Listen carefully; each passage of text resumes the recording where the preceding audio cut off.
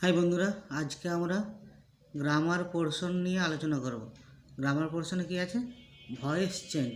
ঠিক আছে, যে ভয়েস চেঞ্জ কিন্তু মাধ্যমিক এবং উচ্চ মাধ্যমিক বা অন্যান্য ক্লাসের পড়ুয়াদের ক্ষেত্রেও খুবই গুরুত্বপূর্ণ বিষয়।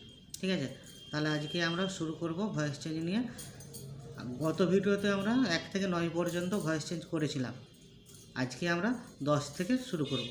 10 থেকে 8টা বা 9টা ভয়েস চেঞ্জ আলোচনা করব। ঠিক আছে, তাহলে শুরু করা যাক। 10 ভয়েস চেঞ্জ নাম্বার 10।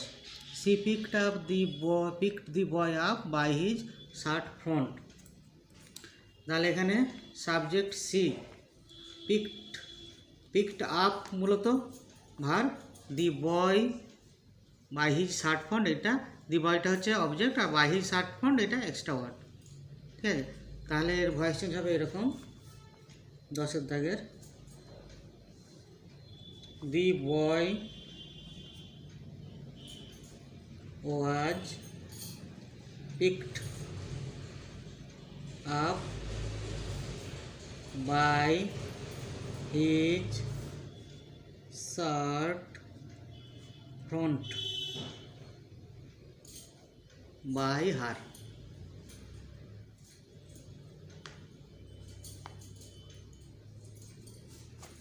ঠিক আছে, তাহলে 10-এর দাগের ভয়েস চেঞ্জের উত্তরটা করলাম। The boy was picked up by, 10-এর দাগের উত্তর the boy was picked up by his shirt front by her. ঠিক আছে, এরপরে হবে 11 দাগে। 11 দাগে and he never saw her again.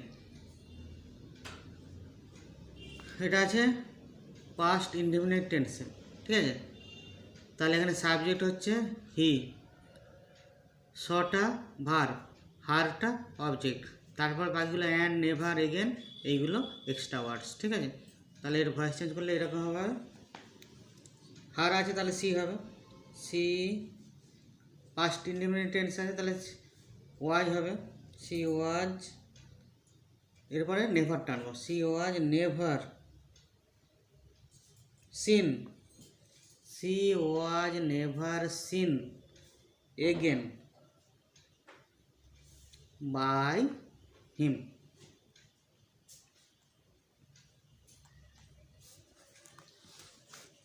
তাহলে দেখো 11 দাগের ভয়েস চেঞ্জটা করলাম।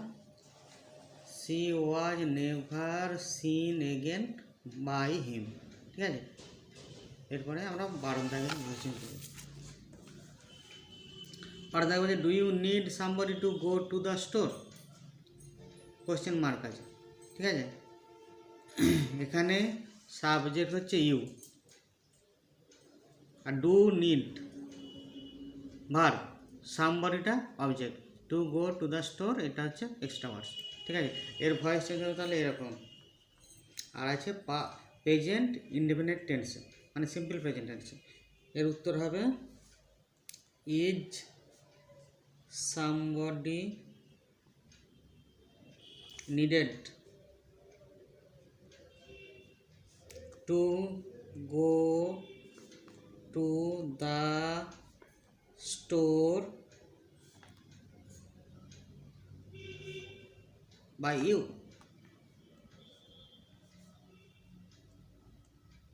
জিজ্ঞাসা চিহ্ন হবে, ভয়েস চেঞ্জে জিজ্ঞাসা চিহ্ন থাকলে জিজ্ঞাসা চিহ্ন রেখে দিতে হবে। ঠিক আছে, তাহলে এর উত্তর দেখো is somebody needed to go to the store by you, জিজ্ঞাসা চিহ্ন, is somebody needed to go to the store by you. 13 দাগের হলো, এরপর 12 দাগের হলো। 13 দাগ she heated some lima beans and ham. তাহলে সাবজেক্ট, এটাও পাস্ট ইনডেফিনিটে, সাবজেক্ট সি, হিটেডটা verb, some lima beans and হ্যামটা অবজেক্ট। ঠিক আছে, তাহলে এটা অবজেক্টটা আগে হবে সাম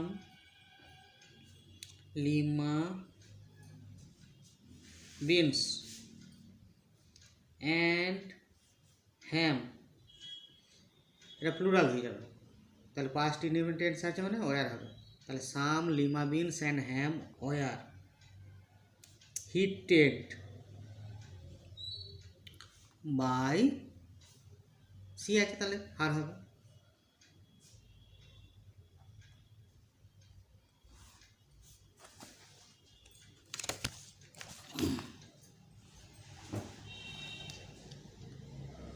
তেরো দাগের ভয়েস চেঞ্জের উত্তর, some lima beans and ham were heated by her. ঠিক আছে, এরপরে 14 দাগ, the hermit was digging the ground. 14, এখানে সাবজেক্ট হচ্ছে দি হারমিট, ওয়াজ ডিগিংটা ভার্ব, দি গ্রাউন্ডটা অবজেক্ট, এবং এটা আছে পাস্ট কন্টিনিউয়াস টেন্সে। ঠিক আছে, ওয়াজ ডিগিং আছে পাস্ট কন্টিনিউয়াস টেন্সে, তাহলে এর উত্তর এরকম হবে, দি গ্রাউন্ড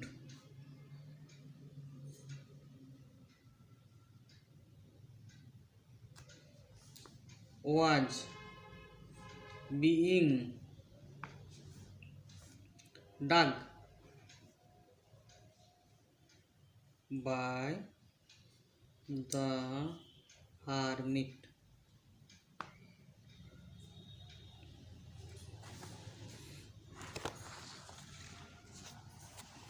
তাহলে অবজেক্টটা সাবজেক্ট হয়ে এলো, the ground was being dug by the hermit, ডিগের পাস্ট পার্টিসিপল হলো ডাগ। ঠিক আছে, ভয়েস চেঞ্জ মানেই মূল ভার্ব যেটা থাকবে সেন্টেন্সের মধ্যে তার সবসময় পাস্ট পার্টিসিপল ফর্মটা বসবে প্যাসিভ ভয়েসে। ঠিক আছে, তাহলে ভয়েস চেঞ্জ মানেই প্যাসিভ ভয়েস যখন আমরা করব, অ্যাক্টিভ থেকে প্যাসিভ করব, সব সময় সব সেন্টেন্সের সব টেন্সের ক্ষেত্রেই কিন্তু মূল ভার্বের পাস্ট পার্টিসিপল ফর্ম বসবে যে ভার্বটা থাকবে। ঠিক আছে, প্যাসিভ ভয়েসের ক্ষেত্রে ভয়েস চেঞ্জের এইটাই নিয়ম। তবে 14 দাগ হলো 15 দাগ,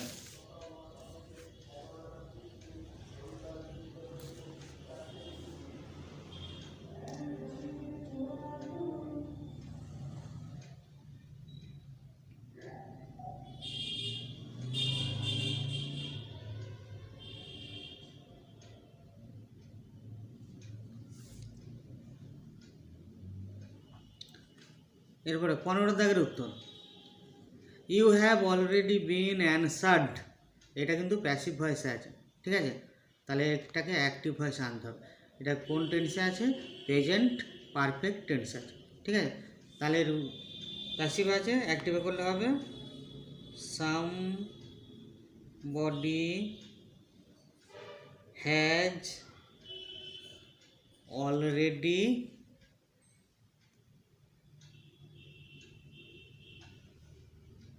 answered you। বর্ণদাগের ভয়েস চেঞ্জ মানে প্যাসিভে করা আছে, অ্যাক্টিভে করলে হবে এরকম, somebody has already answered you. ঠিক আছে, somebody has already answered you. এবার 16 দাগে,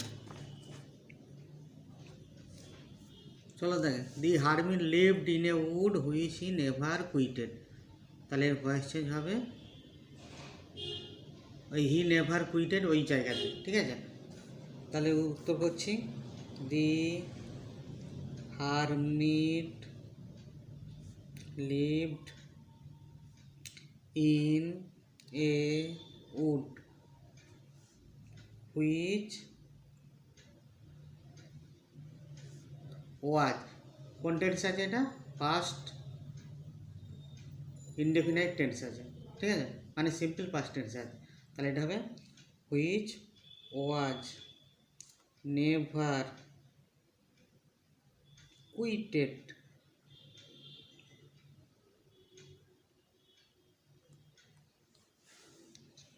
বাই হিম। ঠিক আছে, তাহলে 16 দাগের উত্তরটা করলাম, the hermit lived in a wood which was never quitted by him, which he never quitted সেটাকে করলে হবে which was never quitted by him. ঠিক আছে, 16 দাগের উত্তরটা হলো। এরপরে 17 দাগে, the humming insects don't disturb his rest, এটা কোন টেন্সে আছে? এটা আছে প্রেজেন্ট ইনডেফিনিট টেন্সে, মানে সিম্পল প্রেজেন্ট টেন্সে। Subject the humming insects, don't disturb the verb, is রেস্টটা অবজেক্ট। ঠিক আছে, তাহলে এর ভয়েস চেঞ্জ করলে হবে এরকম 17 দাগে, his rest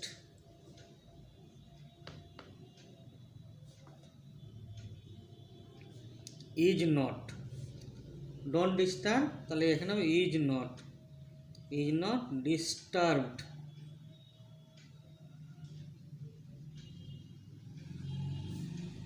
by the humming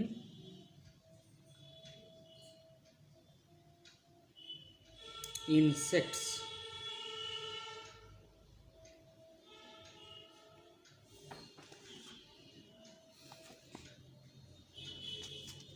তাহলে 17 দাগের উত্তরটা করলাম, his rest is not disturbed by the humming insects.